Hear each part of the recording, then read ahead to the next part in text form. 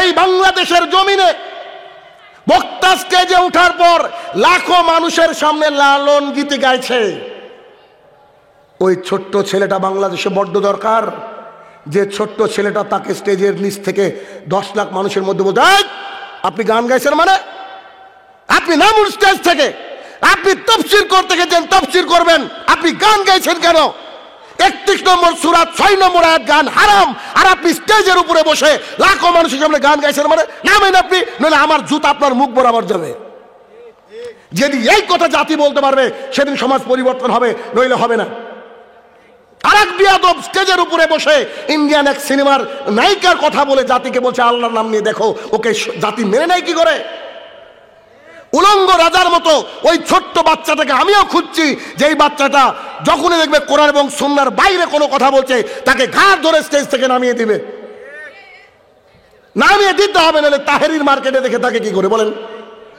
দিন রাত শিরক কুফরি কথা শেখায়, আর আরেকটা তো আসে লিপস্টিক হুজুর, ও আবার প্রেম ছাড়া মানে প্রেম বিশেষজ্ঞ, সব বাংলাদেশে পাওয়া যায় ভাই। এগুলা এইসব বেয়াদব শ্রেণীর মানুষ যখন দিন ইসলামের চর্চার জায়গায় গানকে চর্চা করে, আচ্ছা বলেন তো, হিন্দি গান যে ব্যক্তি বলবে বাংলাদেশের মানুষ, তাকে কি শোনা লাগবে নাকি এমনি মুখস্থ হবে?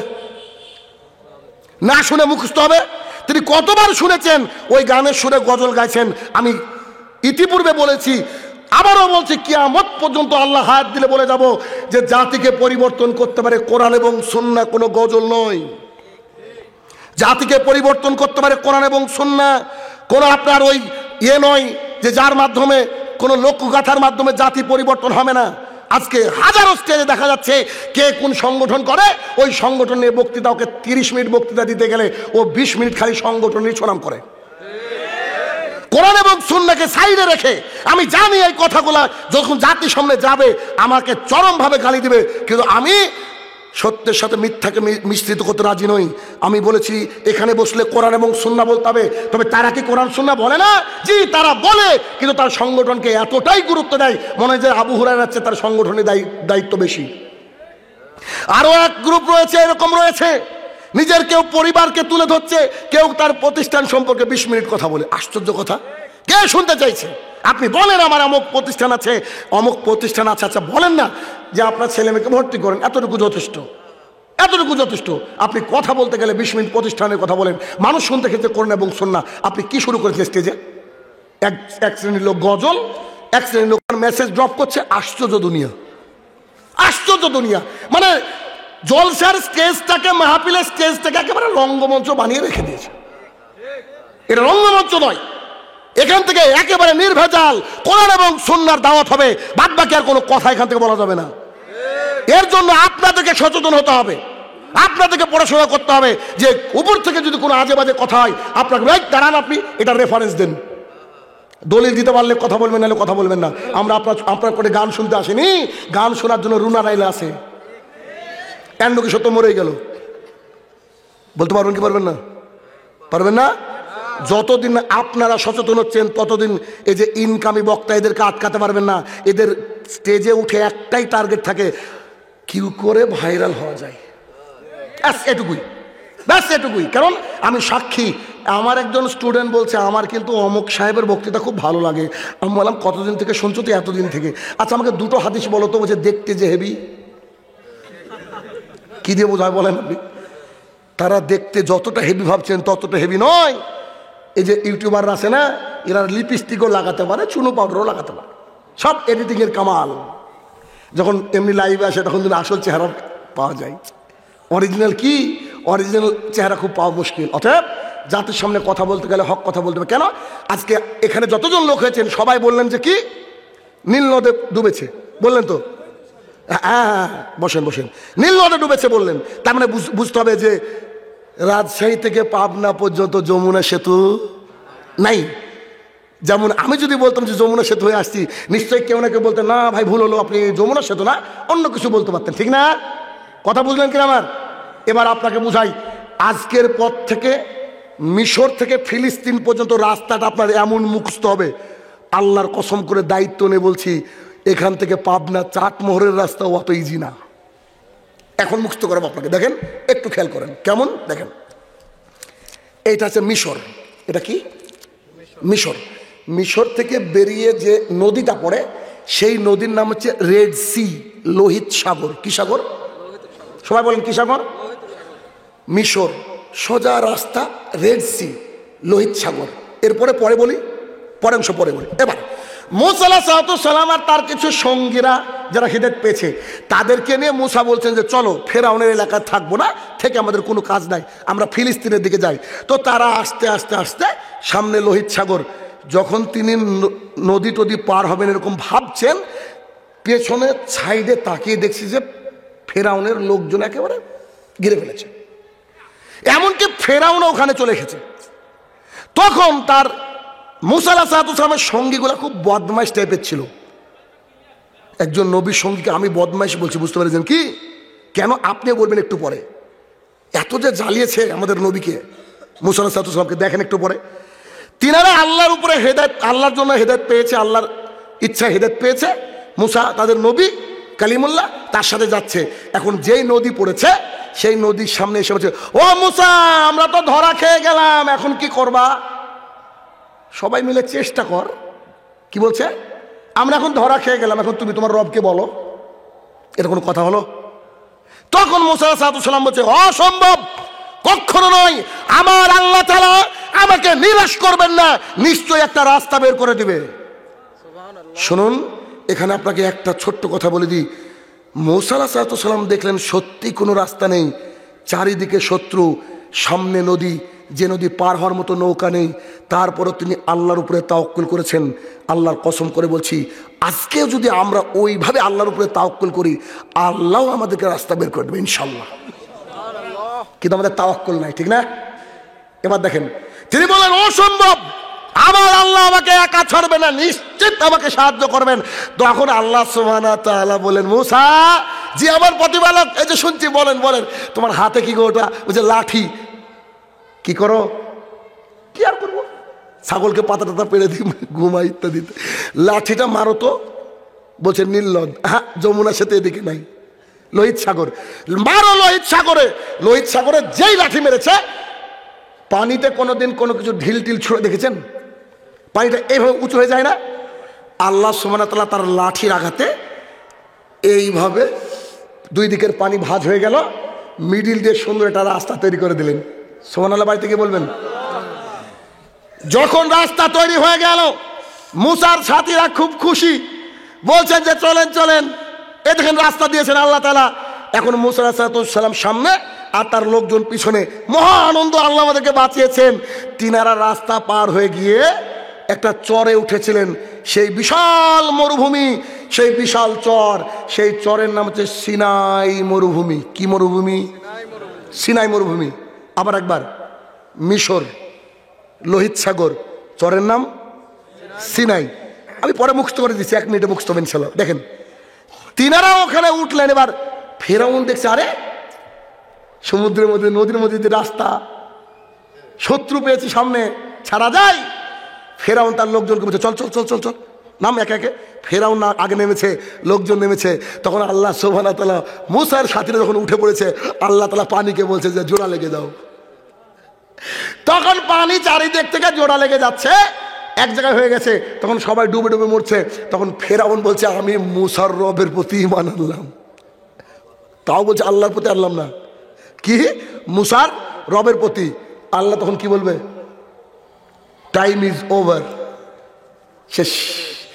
মৃত্যুর ঘড়ঘড় যখন উপস্থিত হয়, আল্লাহ সুবহানাহু ওয়া তাআলা কারুর তওবা কবুল করেন না। এটা মাথায় রাখেন, তওবা আগে হবে। অনেক আছে না, কিছু শয়তান মানুষ বলে মরার আগে তওবা করব। তো তুমি কি মালাকুল মতের সাথে কন্টাক্ট আছে নাকি তোমার? কবে আসবে জানবা নাকি তুমি? তখন মুসা আলাইহিস সালাম পার হয়ে গেলেন সঙ্গী সাথী নিয়ে। ফেরাউন আর তার লোকজন ডুবে মরল লোহিত সাগরে। তারা উঠলেন সিনাই ওই এর উপরে, কি বলবো, সমুদ্র, নদীর চর বা সমুদ্রের চরের উপরে। হাঁটতে হাঁটতে কিছুক্ষণ পর বলছে যে মুসার সঙ্গীরা, কেন শয়তান বলেছি শুনবেন এবার। ও মুসা বলো, তোমার আল্লাহকে বলো খাবার পাঠাতে। বলেন, এগুলো সহ্য নেবে কারুর? তুমি তোমার মাবুদকে বলো না, আল্লাহকে বলো না খাবার দিতে? মুসা আলাইহিস সালাম আল্লাহর কাছে দোয়া করলেন, আল্লাহ সুবহানাহু ওয়া তাআলা আকাশ থেকে খাবার পাঠালেন। কি খাবার? দুটো নাম ছিল, কে বলতে পারে? সালওয়া ও মান্না।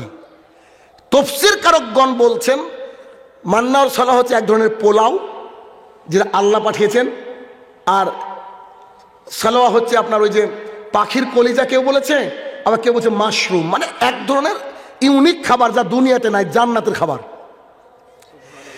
জান্নাতের খাবার পাওয়ার পরেও কি লোক বিয়াদব হতে পারে? তারা খেতে থাকলো। খেতে থাকার পর একদিন মুসা আলাইহিস সালাম বলছে হারুনকে, ভাই তুমি আমার লোকজনকে একটু দেখে রাখো, আমি একটু পাহাড়ে যাব, আমার আল্লাহর সাথে কথা আছে। তখন বলছে আচ্ছা ঠিক আছে, আমি তোমার জাতিকে দেখে রাখছি, তুমি যাও। ওই যে পাহাড়ে উঠেছিলেন সেই পাহাড়ের নাম হচ্ছে, কে বলতে পারে? তুর। এবার আপনাকে মুখস্থ করে দিই, অতুরি ও সিনিন পড়েন না? তাহলে কি? সিনাই মরুভূমির উপরে কি পাহাড়? তুর পাহাড়। আরো একবার আমার বক্তৃতা মুখস্থ করে বাড়ি যেতে হবে, বুঝলেন না? এটা মিশর, আসার রাস্তা লোহিত সাগর, পার হয়ে যে চর সিনাই মরুভূমি, ওই মরুভূমিতে যে একটা পাহাড় যাকে সুরমা পাহাড় বলে মানুষ, ওইখানে তো মুসা বলেছিল আল্লাহ তোমাকে আমি দেখবো। আল্লাহ তো অজ্ঞান করে দিয়েছিল, বুঝেন না? মুসা আলাইহিস সালাম আল্লাহর কাছে 40 দিন থাকলেন, আল্লাহর কাছে নয়, আল্লাহর ধ্যানে, আল্লাহর ইবাদতে, ওই সিনাই মরুভূমির উপরে, ওই তুর পাহাড়ের উপরে থাকলেন। আল্লাহ সুবহানাহু ওয়া তাআলা আকাশ থেকে নাজিল করে দিলেন তাওরাত।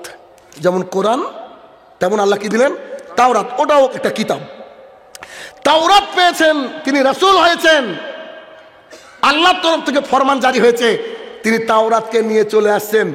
40 দিন পর এসে দেখছে তার জাতি বাছুর পূজা করতে শুরু করেছে। কেন? শয়তান বলেছে। বুঝতে পারছেন? ইউটিউবারও তো কাটিং করে চালিয়ে দেয়, পরে বলে যে শাহিন রহমান শয়তান বলেছে মুসা সঙ্গীদেরকে। এবার বুঝেন, মাত্র 40 দিন বাড়িতে নাই, সবাই একটা বাছুরকে পেয়েছে, পুজো করতে শুরু করেছে। মুসা আলাইহিস সালাম এসে হারুন আলাইহিস সালামের দাড়ি ধরে টান মেরে বলছে, তোকে কি বললাম?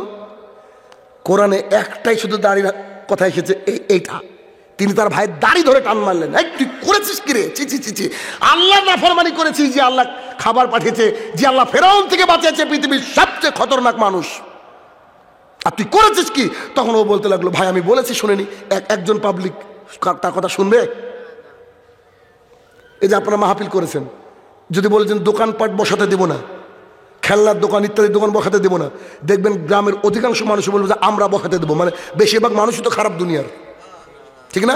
খেয়াল করে দেখবেন, না অভিজ্ঞতা থেকে বলছি।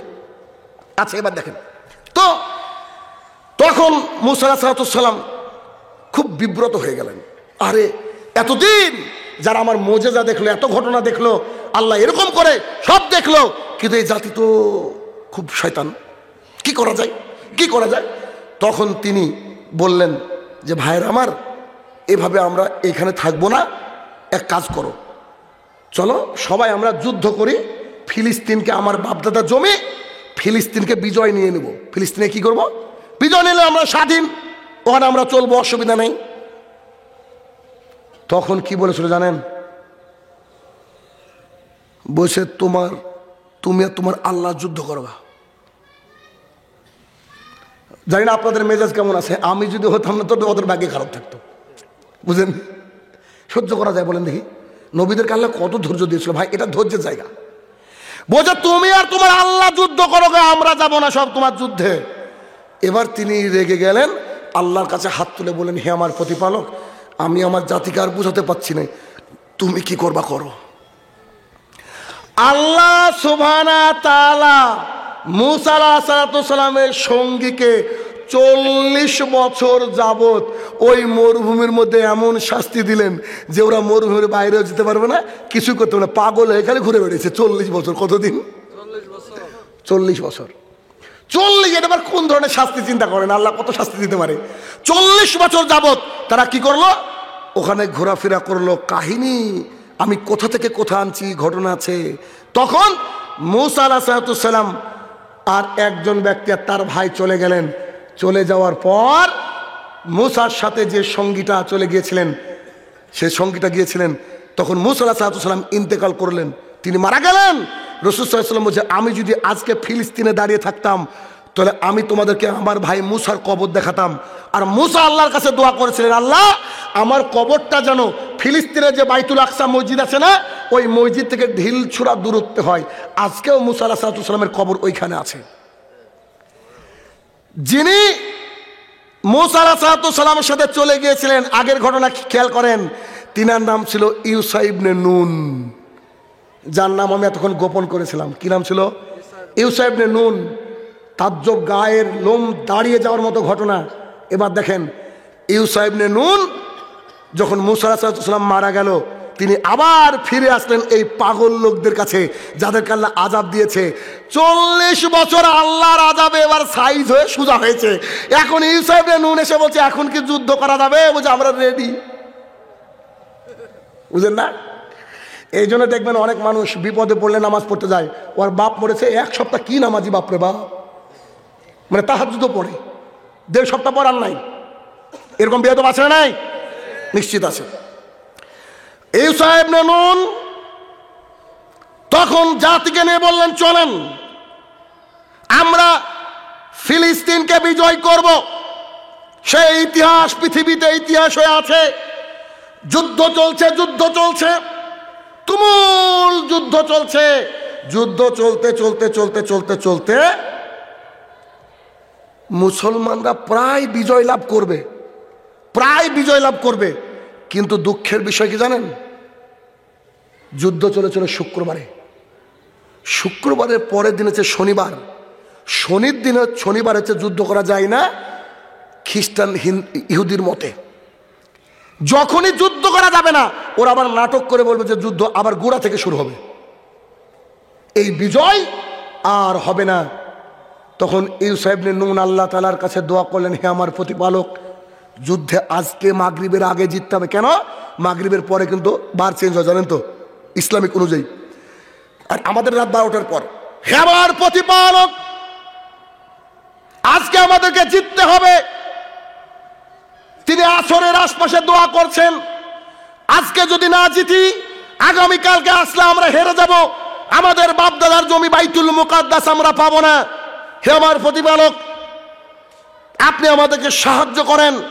পৃথিবীর ইতিহাসে প্রথমবার আল্লাহ সুবহানাহু ওয়া তাআলা সূর্যকে থামিয়ে দিয়েছিলেন। সুবহানাল্লাহ বিহামদিহি। এই ব্যক্তির নাম আমি কেন গোপন রেখেছিলাম এই জন্য বলি, তিনি কত বড় বিখ্যাত ব্যক্তিত্ব ছিলেন, যার জন্য আল্লাহ সুবহানাহু ওয়া তাআলা সূর্যকে দাঁড় করে দিয়ে বলছে আজকে মাগরিব হবে না, যতক্ষণ না মুসলমানরা জিতবে। আমি আল্লাহ তাআলা সূর্যকে দাঁড় করে দিলাম, আসর থেকে মাগরিব হবে না, তোমরা যুদ্ধ করো। যুদ্ধ করতে করতে করতে মুসলমানরা যখন বিজয় লাভ করলো, বাইতুল মুকাদ্দাসকে বিজয় জিতে গেল, তখন তারা আল্লাহর কাছে শুকরিয়া আদায় করলো, আল্লাহ তাআলা মাগরিব করে দিলেন। সুবহানাল্লাহ বিহামদিহি। খিজির আলাইহিস সালামের কাছে যে 2 ব্যক্তি গিয়েছিলেন, তার এক ব্যক্তির নাম হচ্ছে মূসা আলাইহিস সালাম, আর আরেক ব্যক্তির নাম হচ্ছে ইউসা ইবনে নুন। বুঝতে পেরেছেন? জ্ঞান আছে না? লাগবে তো জ্ঞান, নাকি ইসলামের জরুরি।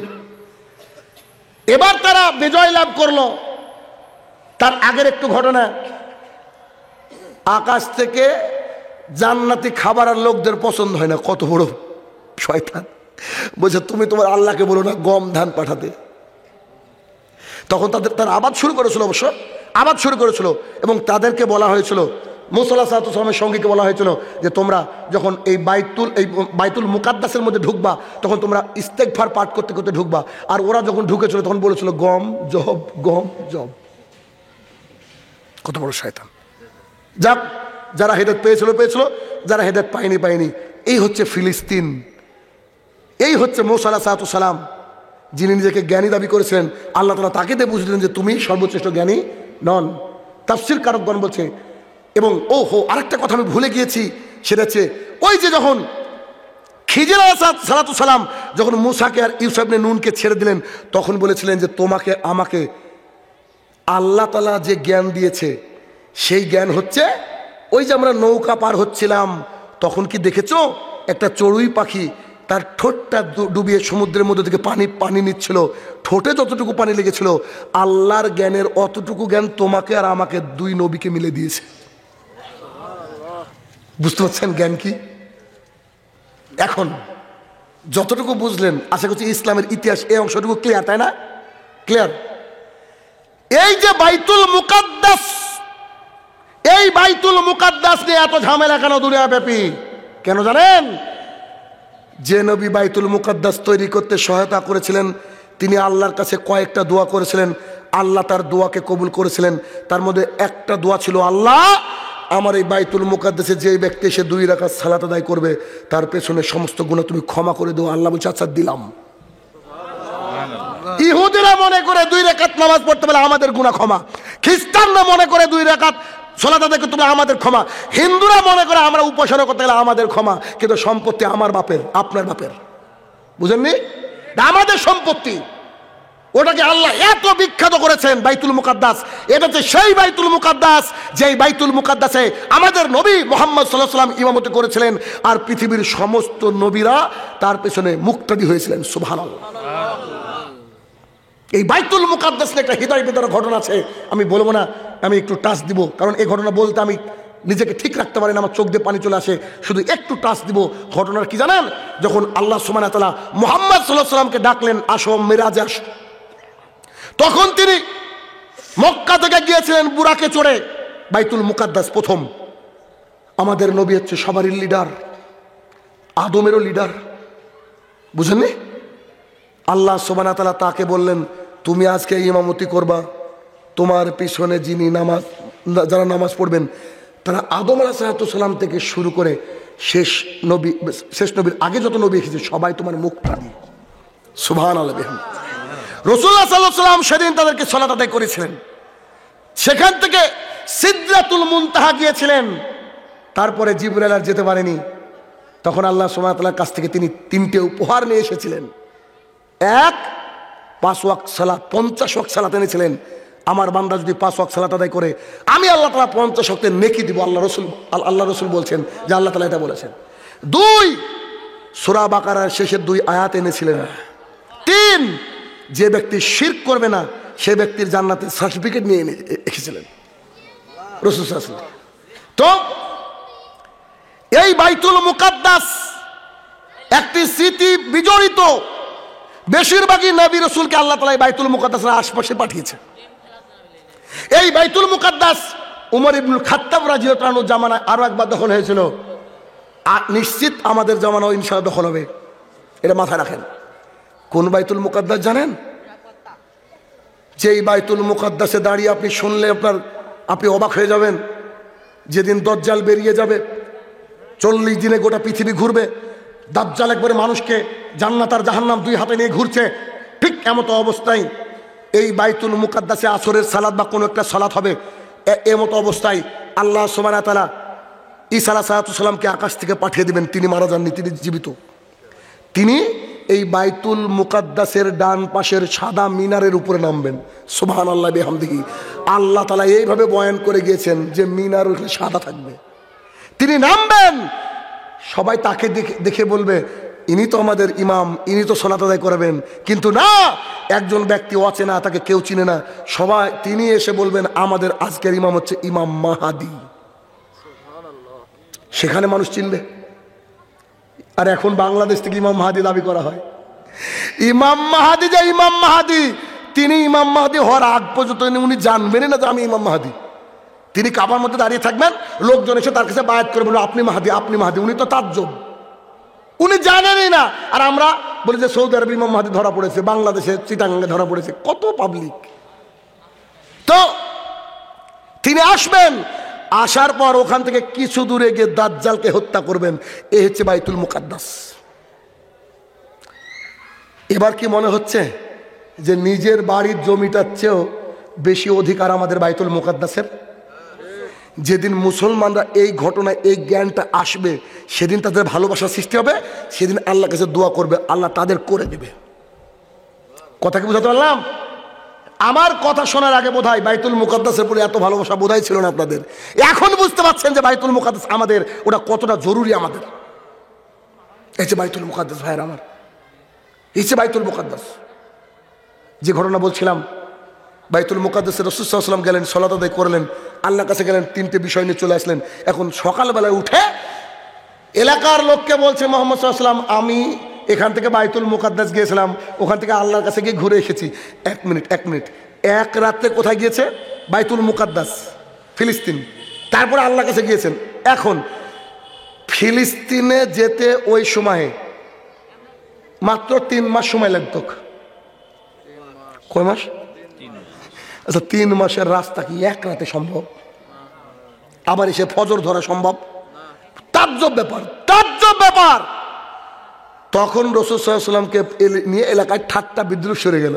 তখন আবু জেহেল, উতবা, সাইবা মক্কা পেয়েছে, বলছে আমরা বলেছি তোমাদেরকে যে একটা আস্ত পাগল জাদুকর, আরে বাইতুল মুকাদ্দাস 3 মাসের রাস্তা। ও বলছে আমি এক রাতে গিয়েছি। বলেছি না ওর মাথা নষ্ট, তাচ্ছি না। আল্লাহ রসুলকে বলছেন। তখন এলাকার লোক কেউ কিছু বলছে না।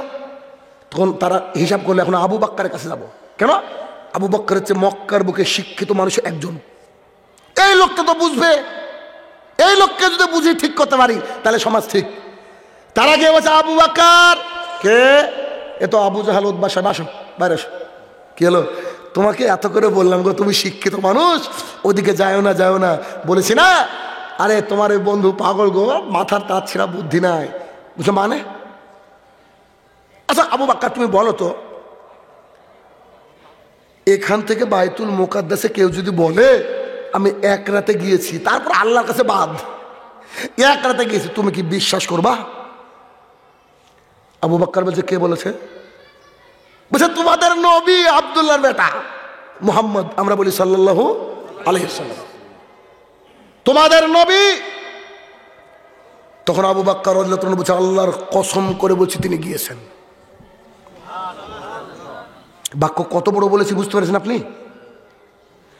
আল্লাহর কসম করে বলছি তিনি গিয়েছেন, তিনি বলেছেন মানে গিয়েছেন। তুমি এটাকে আশ্চর্য ভাবছো? ওর চেয়ে আমি আরো আশ্চর্য বিষয় দেখেছি। তা কি জানো? আমি যখন তার পাশে বসে আছি, আল্লাহর কাছ থেকে জিবরাইল আল্লাহর বাণীগুলা নিয়ে তার ভিতরে ঢেলে দিচ্ছে, আমি এটা দেখেছি। তুমি কি আশ্চর্য বলছো? ইতিহাস বর্ণনা এসেছে, সেটা কি জানেন? উতবা, সাইবা থামেনি। তারা বলছে মুহাম্মদকে ডাক কাবার মধ্যে, সাল্লাল্লাহু আলাইহি ওয়াসাল্লাম তাকে ডাক, তাকে প্রশ্ন করবো কিছু। তখন মুহাম্মদ সাল্লাল্লাহু আলাইহি ওয়াসাল্লামকে কাবার মধ্যে ডাকা হলো। ডাকার পর আল্লাহ রসুলকে বলছে অপমান করার জন্য, মানুষের সামনে অপমান করার জন্য বলছে, প্রশ্ন করছে এই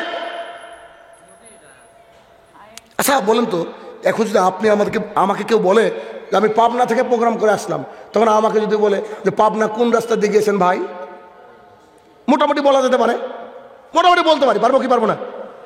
যে আমি রাজশাহী, সর্দি, টেবুনিয়া, দাসুরিয়া, এই তো নাকি এ রাস্তা বলতে পারবো। এখন যদি আপনাদের মধ্যে কেউ আমাকে বলে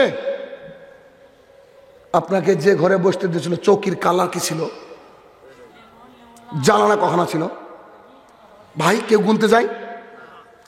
রাসূলুল্লাহ সাল্লাল্লাহু আলাইহি ওয়াসাল্লাম কাবার মধ্যে দাঁড়িয়ে আছে, ইতিহাসবিদ বলছে।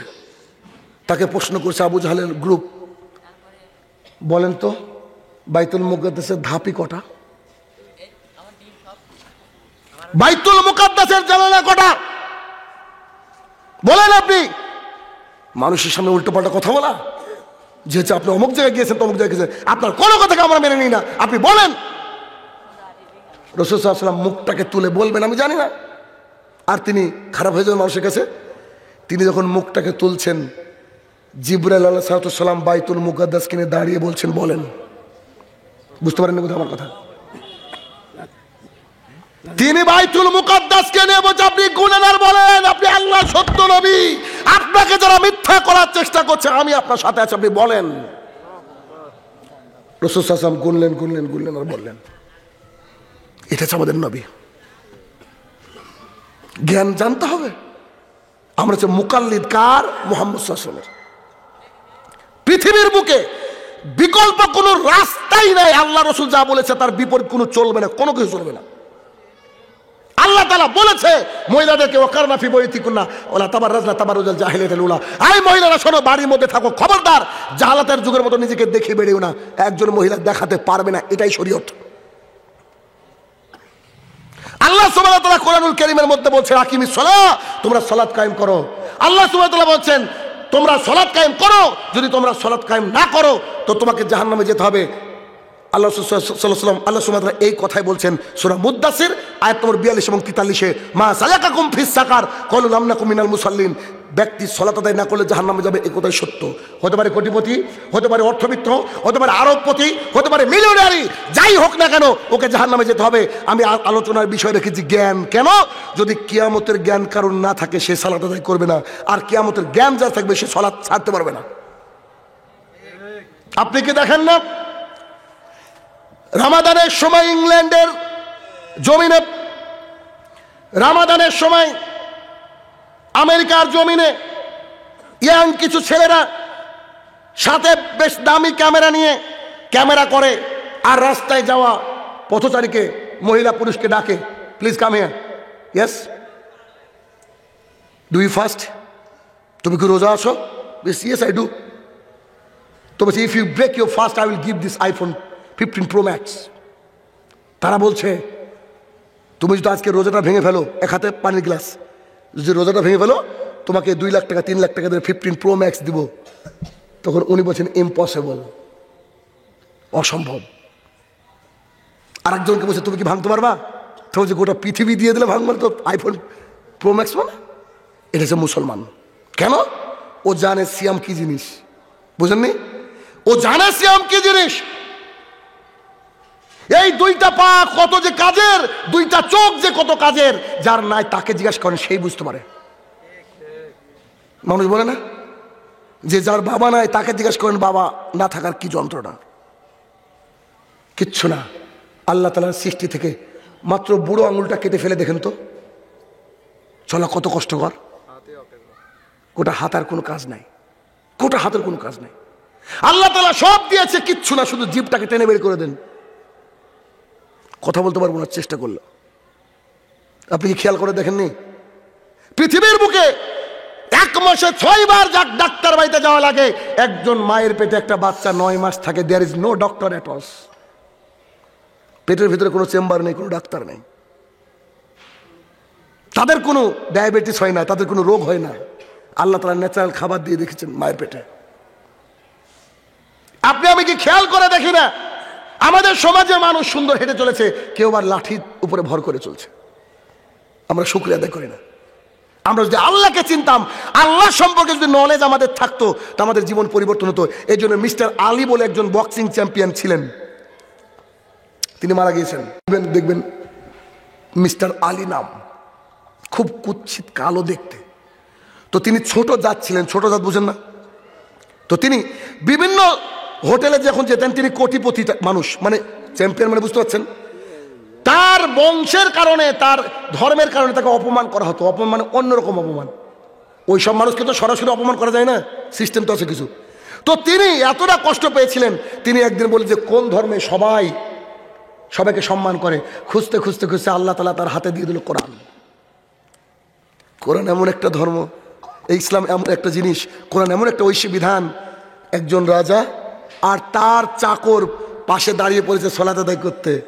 দুজনেই রবের গোলাম, দুজনেই রবের দাস। রাজা কখনো গোলামকে বলবে না যে তুই আমার পাশে দাঁড়াবি না, তুই তো চাকর রে। কোটিপতি হোক, মাল্টি মিলিয়নার হোক, আর রিক্সা চালক, ভ্যান চালক হোক, যাওয়ার সময় নন ব্র্যান্ডেড সাদা কাপড়, কোনো রকমের কোনো পকেটের ব্যবস্থা নেই। উইদাউট পকেট কাফন দেওয়া হবে। মিস্টার আলী ইসলাম গ্রহণ করার পর একটা দারুণ কথা বলেছিলেন, যে এটা অন্তর ছুঁয়ে গেছে আমার। মিস্টার আলী বলছেন, I don't smoke but always I keep a mastic in my pocket. Whenever my soul going towards any sin, I burn a mastic and touch to my palm and say to myself, oh Ali, how can you bear the hellfire of Jahannam? বাংলায় বলছি আমি আপনাদের। Mister Ali বলছেন, নতুন মুসলমান কাকে বলে দেখেন, মিস্টার আলী বলছেন, আমি মানে বিড়ি সিগারেট খাই না, সবসময় একটা দেশলাই পকেটে রাখি। যখন আমার আত্মাটা পাপের দিকে যাই, যখন আমার আত্মাটা বলে লেটস হ্যাভ আ ড্রিঙ্ক, একটু মদ খাই, যখন আমার আত্মাটা বলে কোনো নারীর সাথে একটু খারাপ সম্মত কাজ করি, আই বার্ন আ ম্যাস্টিক, আমি একটা দেশলাইয়ের কাঠি জ্বালাই। টাচ টু মাই পাম, পাম মানে হাতের তালু। দেখবেন এখানে তাপ কম লাগে, ঠিক না? উত্তাপ কম লাগে, এদিকে বেশি লাগে। তিনি বলছেন আই বার্ন মাই ম্যাস্টিক, এভাবে রাখি যখন এটা, তখন আমি আমার নিজেকে তখন বলি, ও Ali, how can you bear the hell fire of জাহান্নাম, তুই একটা দেশলাইয়ের কাঠির উত্তাপ হাতের তালুতে সহ্য করতে পারছিস না, তুই জাহান্নামের আগুন কি করে সহ্য করবে? সুবহানাল্লাহ।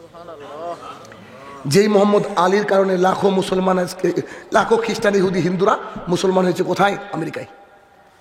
আপনি আমি কি করতে গেছি? ক্ষেতের পায়খানা করতে? দুনিয়া তোমাদের কাজ নাই? জ্ঞান অর্জন করতে হবে, সেই জ্ঞানকে জাতির সামনে পেশ করতে হবে। পৃথিবীর বুকে শ্রেষ্ঠ সন্তান তারাই যারা দিন ইসলামকে জেনে মানুষের সামনে প্রচার করে। রাসূলুল্লাহ সাল্লাল্লাহু আলাইহি ওয়াসাল্লাম বলেছেন, বাল্লিগু আন্নী ওয়ালাউ আয়া, একটা আয়াত জানা থাকলে জাতির সামনে তোমাকে পেশ করতে হবে। This is your duty. একটা আয়াত জানা থাকলে পেশ করতে হবে। আমেরিকার একজন ব্যক্তি কোটটায় পরে আছেন। আচ্ছা, পাগলরা কি কোটটায় পরে থাকে? ভদ্র শিক্ষিত স্মার্ট লোক থাকে, এখন বোঝা যায় এটা।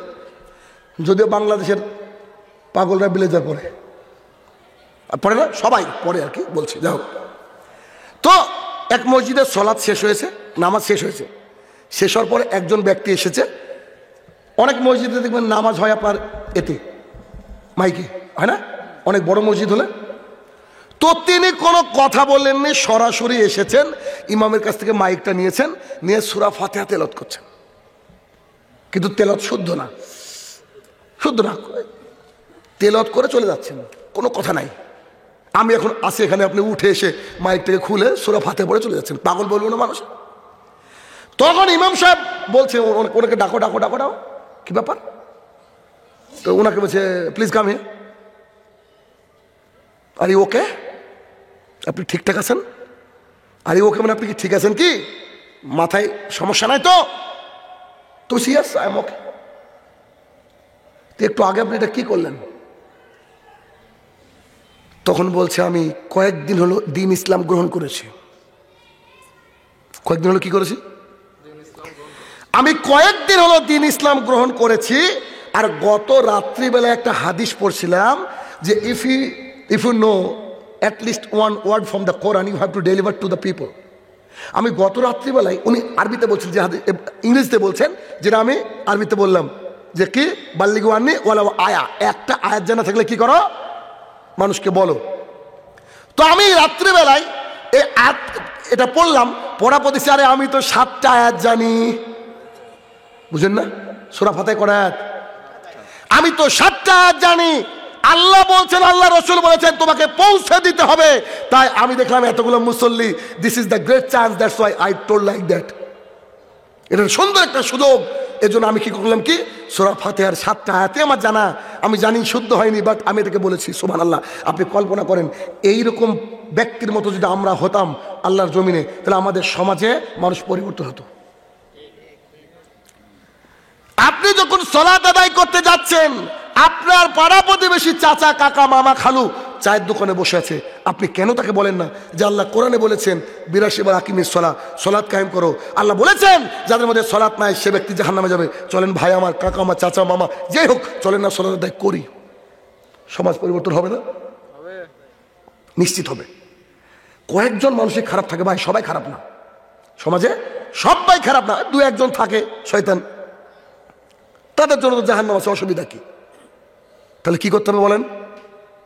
দাওয়াতের কাজ করতে হবে। দাওয়াতের কাজ করতে গেলে কি জানা লাগবে? এটা। এখন দাওয়াতের কাজ করলে কি এখানেই বসা লাগবে? প্রথম টার্গেট নেন, I want to change my house first. আমি আমার বাড়ি চেঞ্জ করব। কেমন? আমার মা বোরকা পরে না, মাকে বোরকা পরাবো, এটা আমার ফার্স্ট। 2, আমার বাবার মুখে দাড়ি নাই, আমি দাড়ি রাখাবো। 3, আমার বাবা জর্দা খৈনি গুল খায়, আমি ছাড়াবো। 4, আমার ভাই আছে, ভাই সালাত আদায় করে না, সালাত আদায় করাবো। 5, আমার ভাবি বোরকা পরে না, আমার ভাবিকে বোরকা পরাবো। 6, ফজরের মাঝে মাঝে সবাই একটু ডিস্টার্ব করে, সবাইকে আমি তুলবো। আপনাকে তো আল্লাহ গোটা দুনিয়ার দায়িত্ব দেয়নি, গোটা পৃথিবীকে পরিবর্তন করতে এই দায়িত্ব দিয়েছে? দেয়নি। আমাদের উদ্দেশ্য হচ্ছে কি করবো আমরা? আমাদের নিজের পরিবারকে বাঁচাবো। আর এই কথা আল্লাহ কোরআনুল কারীমের মধ্যে বলছেন, সূরা তাহরিমের মধ্যে আল্লাহ তাআলা কি বলেছেন? ইয়া আইয়ুহাল্লাযীনা আমানু, যেটা শুরুতে পড়েছিলাম আমি একেবারে, হে ঈমানদারগণ, কু আনফুসাকুম, তুমি নিজেকে বাঁচাও, ও আহলিকুম, তোমার পরিবারকে বাঁচাও, নারা, আগুন থেকে। কোন আগুন? যে আগুন জ্বলবে মানুষ দিয়ে, যে আগুন জ্বলবে পাথর দিয়ে। এই বাক্যটা কত কঠিন জানেন আপনারা? আচ্ছা, আগুন পৃথিবীতে কি দিয়ে জ্বলে? কাঠ, খড়ি ইত্যাদি। পাথর দিয়ে কি আগুন জ্বলে? হিন্দুরা তার বাবাকে পোড়াতে নিয়ে গেছে শ্মশান ঘাটে, বাবাকে নিয়ে গিয়েছে, সাথে সাথে কি নিয়েছে? পেট্রোল নেয়, কেউ কেউ তার আপনার ওই কি কেরোসিন নেয়, কেউ আপনার খড়ি নেয়, তাই না? তার বাবাকে পোড়ানোর জন্য এগুলো ইউজ করছে। আল্লাহ তাআলা বলছে ওর বাবাকে দিয়ে আমি জাহান্নামে আগুন জ্বালাবো। আল্লাহর ক্ষমতা একবার ভাবেন। দেখবেন পাটকাঠি, বুঝেন কিনা আপনারা? পাটকাঠি, শোলা, শোলা বলেন তারা, হ্যাঁ পাটকাঠি। এই পাটকাঠির আগুন আর কাঠের আগুনের মধ্যে তফাৎ নাই? কাঠের আগুনের আগুনটা অনেকক্ষণ থাকে, আর পাটকাঠি ধরার পরে শেষ। এখন একটু কল্পনা করেন, পাটকাঠি থেকে কাঠ শক্ত, কাঠ থেকে বাঁশের গোড়া আরো শক্ত, সেখান থেকে কাঠের সারি আরো শক্ত। এখন বলেন পাথর কত শক্ত হবে? কি অবস্থা হবে পাথর? বুঝতে পেরেছেন? আল্লাহ তাআলা বলছে ওই পাথর দিয়ে আর মানুষ দিয়ে আমি আগুন জ্বালাবো, তোমরা তোমার পরিবারকে, তোমার নিজেকে বাঁচাও। সো আপনাকে প্রথমে করতে হবে কি? নিজের পরিবারকে বাঁচাতে হবে ফার্স্ট, আগে পরিবার। পরিবার বাঁচলে তখন আপনি জাতিকে বলেন, পরিবার বাঁচলে তখন আপনার অন্য কাউকে বলেন। এই কথা শুনলাম এই মাহফিলে মহিলারা বেশি আলোচনা, প্রায় শেষের দিকে আসলাম, শেষ করব। তার আগে যে কথাগুলো বলতে চাইছি, একটা কথা যেটা মহিলাদের জন্য যারা খুবই জরুরি, কথা নয়, এটা হাদিস। রাসূলুল্লাহ সাল্লাল্লাহু আলাইহি ওয়াসাল্লাম বলছেন মহিলারা যদি 4টে কাজ করে জান্নাতের যে কোনো গেট দিয়ে প্রবেশ করতে পারে, যে কোনো গেট দিয়ে। এক, প্রতিদিন 5 ওয়াক্ত সালাত আদায় করলে মহিলারা জান্নাতের যে কোনো গেট দিয়ে প্রবেশ করতে পারে। সালাত, নামাজ পড়লে অন্তত পক্ষে মাগরিবের 3 রাকাত, এশার 4 রাকাত, আর বিতের 1 রাকাত, ফজরের 2-2, 4, মানে 17 রাকাত মিনিমাম পড়তে হবে। 2, রমাদান মাসের সিয়াম, রোজা, মেন্সের কারণে, মাসিকের কারণে যেগুলো ভেঙে যাবে, আগামী রমাদান পর্যন্ত সময়, যেদিন খুশি তুলে নেন। 5 থেকে 6টায় তো ভাঙে বোধ হয়, নাহলে 7টায় ভাঙে কারো, তাই না? ওইগুলা আগামী 1 বছর পর্যন্ত তোলা যায় না? নিশ্চয়ই যায়। 3, লজ্জাস্থানের হেফাজত করবে। বাড়িতে যা খুশি পরে থাক, বাড়ি থেকে বাইরে বেরোলে বোরকা পরতে হবে, কমপ্লিট হিজাব পরতে হবে। বাঙালি নারীরা যে হিজাব শুরু করেছে, যে পর্দা শুরু করেছে, এটা না যে বোরকাতে ভাল লাগে, এটা না। 4, স্বামী যে আদেশ করবে স্বামীর আদেশ মানতে হবে। এইটা, এই জায়গায় মহিলারা অধিকাংশ ফেল। 4 নম্বরের পয়েন্টে কে বলছে? মুহাম্মদ সাল্লাল্লাহু আলাইহি ওয়াসাল্লাম। দলিল, আবু হুরায়রা রাদিয়াল্লাহু তাআলা আনহু বলেন রাসূল সাল্লাল্লাহু আলাইহি ওয়াসাল্লাম বলেছেন, আমাকে আল্লাহ তাআলা জান্নাত দেখালেন, আমি জান্নাতের দিকে তাকিয়ে দেখলাম বেশিরভাগই অসহায় গরিব মানুষ। নেতা কই? যাদের বাংলাদেশও 10টা বাড়ি, বিদেশেও 10টা বাড়ি, হাজারো নেতার অবস্থা তো দেখলেন। কে দাড়ি চেঁচে ফেললো, কে আবার কলার পাতায় শুয়ে, কে যে কি অবস্থা হলো। আল্লাহ ছাড় দেন, ছেড়ে দেন না। আল্লাহর দল করতে হবে, আল্লাহর দল, বুঝেন না? হিজবুল্লাহ, আল্লাহর দল করতে হবে। কারণ মরে গেলে আল্লাহর দলের হিসাব, অন্য কিছু হিসাব নাই। সাবধানতা অবলম্বন করতে হবে। তাহলে কি, যে আল্লাহ তাআলার জমিনে আমরা আসি, আর আল্লাহ তাআলার জমিনে থেকে যদি আমরা আল্লাহর হিসাব পালন করতে পারি, তাহলে আমাদের জন্য জান্নাত হয়, তাই না? তাহলে বড় লোক আর গরিব এর কোনো অসুবিধা কি? অসুবিধা নেই। কিন্তু গরিব হলে একটা বেনিফিট আছে। বেনিফিটটা কি বলেন তো? ধনীদের চেয়ে 500 বছর আগে জান্নাতে যাওয়া যায়। এত টাকার কি দরকার? মরতে যখন হবেই, বুঝলেন না? মরতে যখন হবে এত টাকার কি দরকার? রাসূল সাল্লাল্লাহু আলাইহি ওয়াসাল্লাম বলছে, আমি জান্নাতে দেখলাম অসহায় দরিদ্র মানুষ, ওই যে ভ্যান চালক যাকে থাপ্পড় মেরেছিলেন, বাহাদুরি করেছিলেন, ওরা জান্নাতি। তারপরে আমাকে জাহান্নাম পেশ করা হলো, জাহান্নামের মধ্যে তাকিয়ে দিচ্ছি শুধু নারী আর নারী, নারী আর নারী, নারী আর নারী। আরে একটু আগের হাদিস বললাম, মাত্র 4টে কাজ করলে নারীরা জান্নাতি। খালি জান্নাতি নয়, জান্নাতের যে কোনো গেট দিয়ে ঢুকতে পারে। এ তো আশ্চর্য কথা হলো। তখন সাহাবায়ে কেরাম বলছে কেন? বলছে এরা যে কুফরি করে। কি করে? কুফরি। তখন সাহাবায়ে কেরাম বলছে কুফরি করে মানে শিরক করে। কি বলছে? আরে না না না, এরা যে স্বামীর সাথে কুফরি করে। তো কেমন?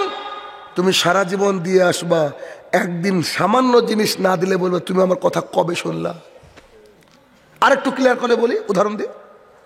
ধরেন এখানে আজকে মাহফিলের আয়োজন হয়েছে, দোকানপাট বসেছে, সাইডে জিলাপির দোকান বসেছে তো না? কত টাকা কেজি? 160, 200, 160। স্ত্রী আসতে পারেনি, স্ত্রী একটু অসুস্থ। স্ত্রী বলেছে যাওয়ার সময় আজকে একটু জিলাপি আনবো, অনেকদিন খাইনি।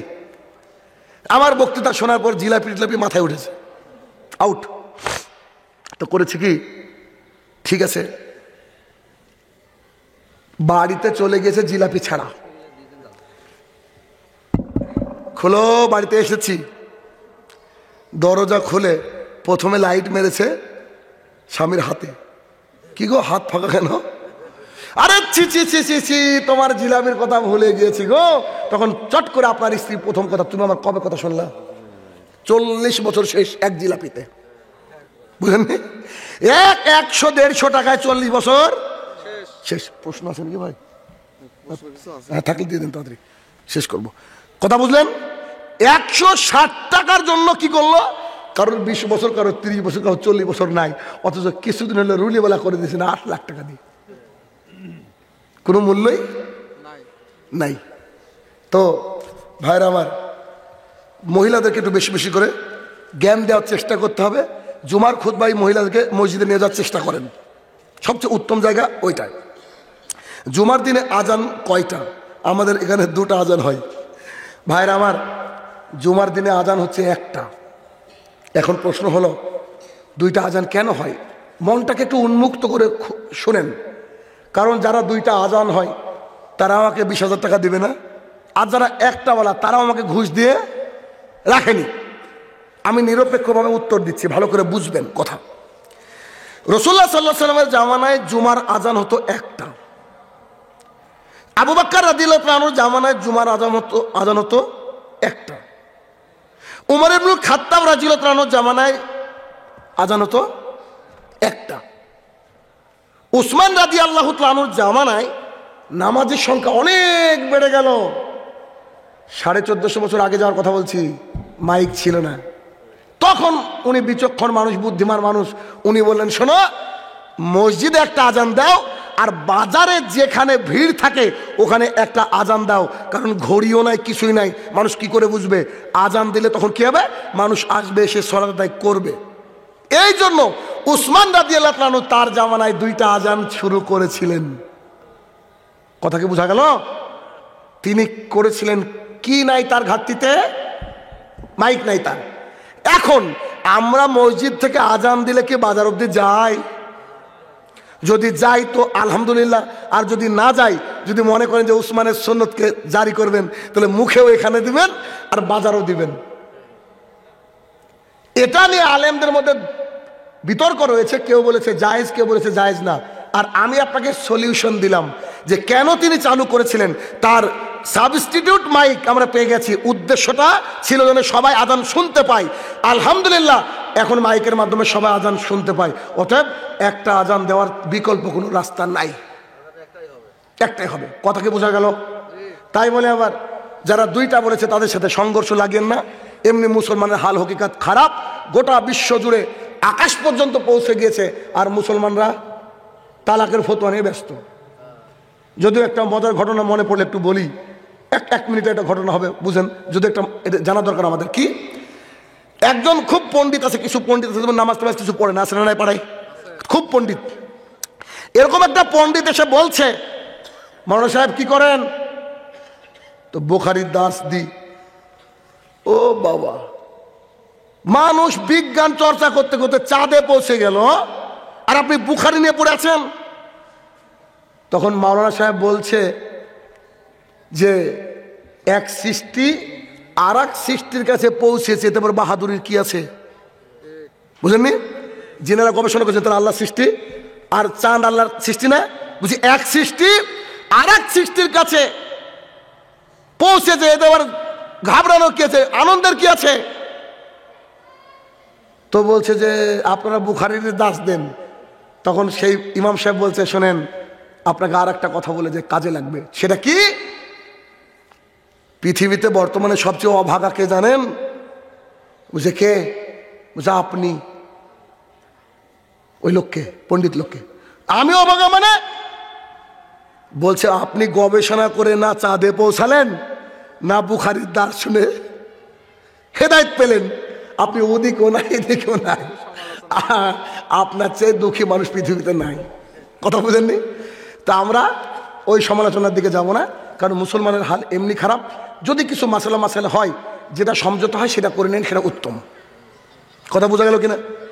তবে আমি যে উদ্দেশ্য বললাম, আমার মনে হয় না যে কারোর ডাউট থাকবে। তারপরেও যদি কারোর ডাউট থাকে, এটা গোড়ামি। হাঁটুর উপরে কাপড় উঠলে কি অজু ভেঙে যায়? উলঙ্গ হয়ে যদি কেউ অজু করে তারপর অজু ভাঙবে না, অজু অত সস্তা নয়। ফরজ গোসল যখন করেন উলঙ্গ থাকেন কিনা, বাথরুমে উলঙ্গ গোসল করা জায়েজ, শুনে রাখেন। উলঙ্গ হয়ে ফরজ গোসল করার পূর্বে যে অজু করলেন, ওই অজুতে সোলাত আদায় করবেন, কোনো অসুবিধা নাই। তাই তো কোনো একজন আলেম বলছিল যে কেউ একজন লোক পেশাব করতে গিয়েছে, পেশাব করতে গিয়ে পেশাব করে খেয়ে বলছে চলেন নামাজ পড়ি। বলছে কেন, অজু করবেন না? বলছে অজুর দরকার নাই। বলছে কেন? আমার তো হাঁটুর উপরে কাপড় উঠায়নি। মানে পেশাব করেছে কিন্তু হাঁটুর উপরে কাপড়। কি একটা সমাজের মানুষ, এটা বুঝেই না। অতএব অজু ভাঙার সাথে কাপড়ের কোনো সাথ। গুড। হিন্দুদের মন্দিরে কেউ হামলা করলে আমরা সাহায্য করব নাকি দূরে থাকব? করণীয় কি? লাকুম দীনুকুম ওয়ালিয়া দিন। তাদের ধর্ম তারা করুক, আপনার ধর্ম আপনি করেন। আপনি আল্লাহর বান্দা, আপনি আল্লাহর গোলাম। এদেশের মাটিতে পৃথিবীর সবচেয়ে বিবেক বেশি আবেগ বিক্রি হয় বাংলাদেশের বুকে।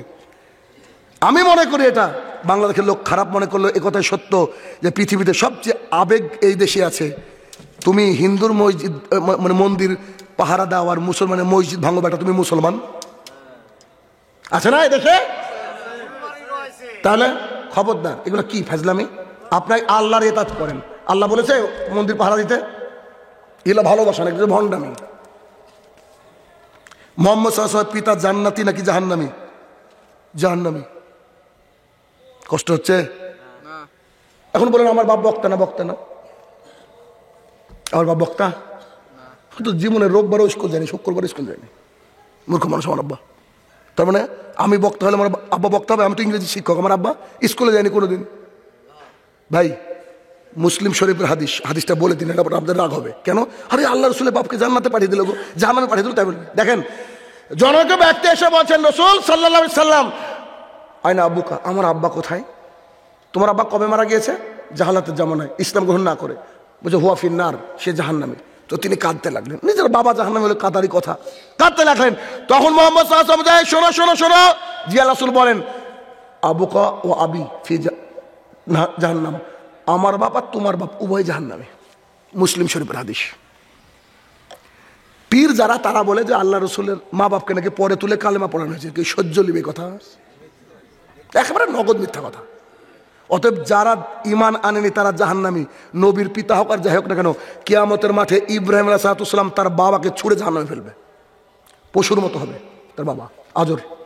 অতএব ওই সুযোগ নাই যে আল্লাহ রসুল জান্নাতি মানে তার বাবা জান্নাতি। হামাস এগুলো প্রশ্নই না।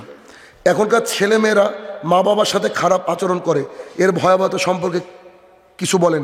কিচ্ছু ভয়াবহতা নাই।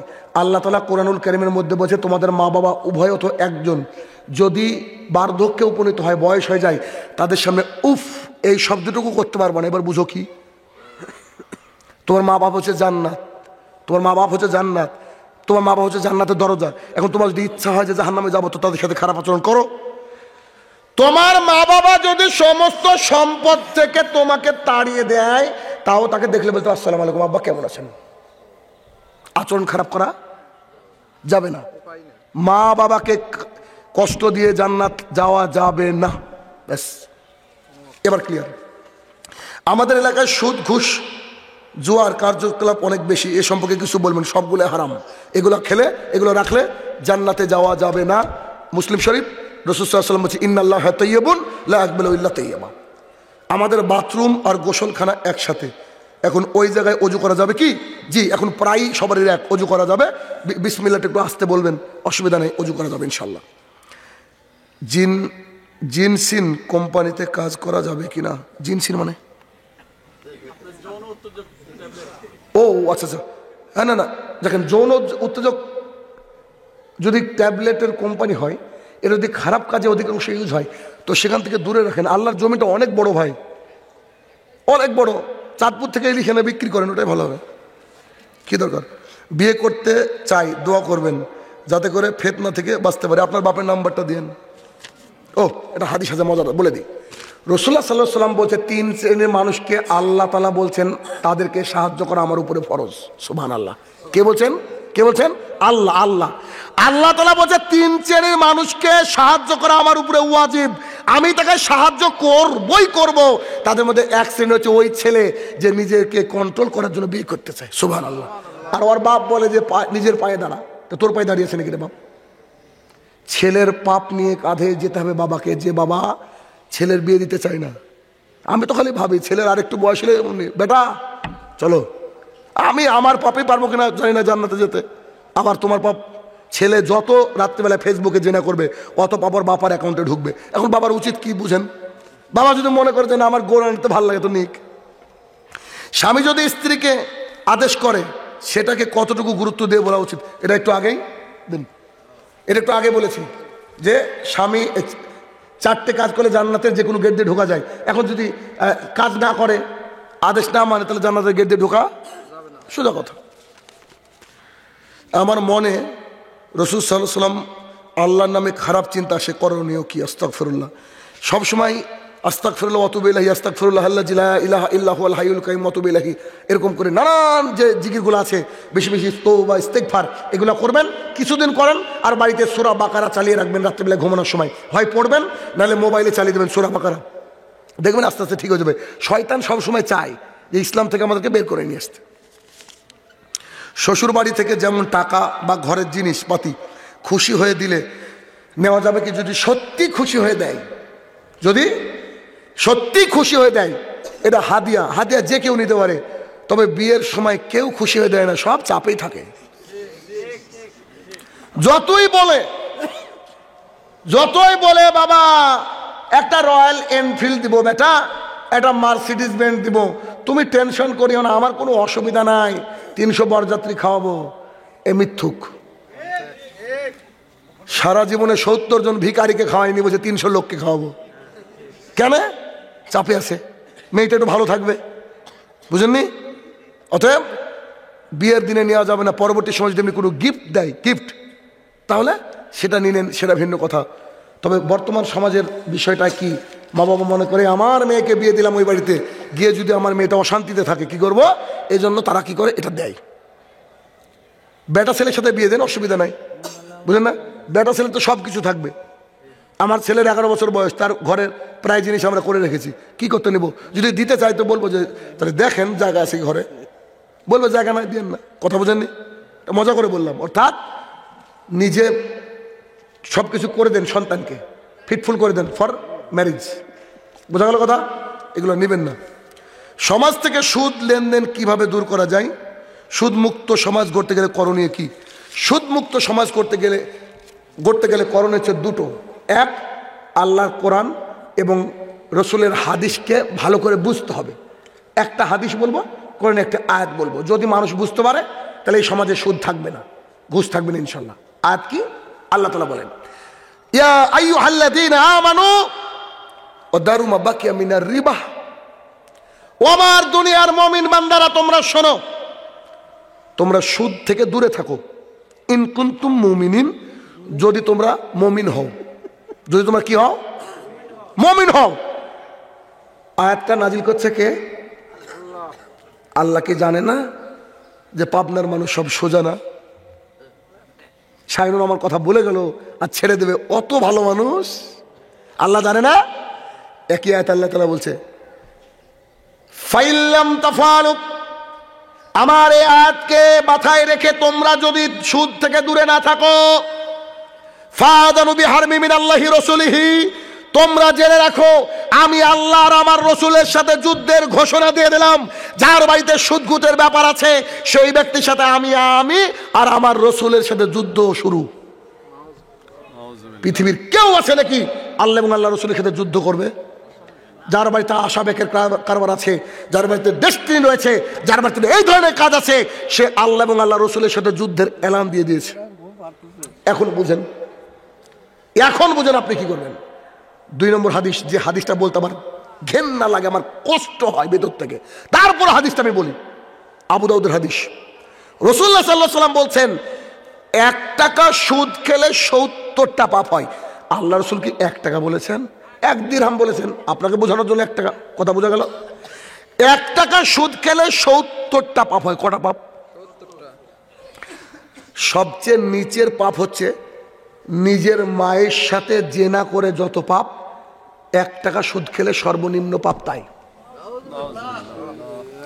যদি মানুষ হন আর আপনার মা বাবাও মানুষ হয়, শুয়োরের বাচ্চা যদি না হন, যদি মানুষের বাচ্চা হন, এই হাদিস আর এই আয়াত থেকে আপনি ত্যাগ করবেন। আপনার কি পৃথিবীর কেউ যতই খারাপ হোক না কেন, সে তার মায়ের সাথে জেনা করার জন্য প্রস্তুতি নাই। আরে যে মায়ের পায়ের তলে আল্লাহ রসুল বলেছে জান্নাত, সেই মায়ের সাথে সহবাস করা, ছি ছি ছি ছি ছি ছি ছি। আমি বললাম না, কথাটা বলতে খারাপ লাগে আমার। 1 মিনিট ভিতরটাকে আরো একটু শক্ত করে দিই। কেমন? আমার একটা এরকম টাকা জমাতাম, আমার দেখে পঞ্চায়েত ওই যে সিস্টেমগুলো আছে, সৌদি আরব যাওয়ার আগে দিন ইসলাম ছিল না আমার মধ্যে, যখন ছিল না আমি একটা টাকা জমাতাম, ওই যে ডিপোজিট করে না ব্যাংকে, কি করে এসব বুঝতাম না। স্টুডেন্ট লাইফে অনেক টাকা জমেছিলাম। সৌদি আরব থেকে এসে যখন এই হাদিসটা পড়ে আমার চোখে পড়েছে, আমার ব্যাংকের বইটাকে ছিঁড়ে ফেলে দিয়েছি। পোস্ট অফিসার এসে বলছে আপনার টাকা নেবেন না? বলছে আসল নেবো না, নকল নেবো না, সুদ নেবো না, কিন্তু তুই বাড়ি থেকে সর, ভাগ্য তোর খারাপ আছে। বলছে ভাই এরকম আচরণ খারাপ আছে, তুই সর না কেন? কারণ এটাকে মেনে নিতে পারে কোন একটা, যার যে পাবনাতে ভর্তি নাই সে বাদ দিয়ে পৃথিবীর কেউ মেনে নিতে পারে বলে তো নিজের মায়ের সাথে যে না? ছি ছি ছি ছি, কল্পনা করতে তো খারাপ লাগে। বললাম না, হাদিসটা বলতে কষ্ট হয় আমার। আচ্ছা, আল্লাহ রসুল এত খারাপ ভাষা কেন ব্যবহার করলেন বলেন তো? আল্লাহ রসুল জানে সুদ যাদের মধ্যে আছে তারা ধ্বংস হয়ে যাবে দুনিয়াতে। দেখেন কেউ শান্তিতে নাই, কিস্তির ডেট আসলে ও হিরোইন খোরের মতো হয়ে যায়। আচ্ছা না, কিস্তির ডেট হিরোইন খোরের মতো ঘুরে টাকা পাওয়ার জন্য মানুষের। অতএব খবরদার, এই রাস্তা থেকে দূরে থাকেন। আল্লাহ সবাইকে হিদায়াত দান করুক, আল্লাহুম্মা আমিন। আর আলোচনা না বাড়াই, হে আমার প্রতিপালক, এতক্ষণ যে আলোচনা করলাম সবাই